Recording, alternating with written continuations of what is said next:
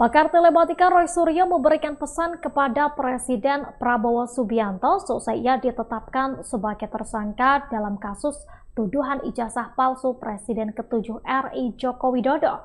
Adapun Roy Suryo meminta Prabowo agar memimpin pemerintah dengan hati-hati agar tidak dikotori seperti rezim Jokowi. Meski kini ditetapkan menjadi tersangka kasus dugaan fitnah ijazah palsu Jokowi, Roy Suryo mengaku tidak takut. Alih-alih memberikan respons atas kasus yang menjeratnya itu, Roy Suryo justru mengumbar janji akan membongkar kasus lainnya. Sikapnya yang tenang dan percaya diri membuatnya terlihat semakin berani dalam menghadapi proses hukum yang berjalan.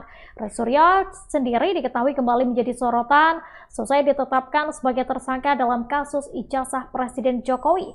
Mantan Menteri Pemuda dan Olahraga itu mengaku tidak gentar menghadapi proses hukum. Bahkan, Roy Suryo menyebut akan membuka kasus lain yang disebut-sebut lebih besar. Diberitakan sebelumnya Roy Suryo ditetapkan menjadi tersangka atas kasus bersama Dr. Tifa dan juga Rismon Sianipar. Penetapan tersangka oleh Polda Metro Jaya itu tidak hanya menimpa ketiganya, melainkan juga menetapkan 5 orang lain sebagai tersangka dalam kasus dugaan fitnah ijazah palsu Jokowi.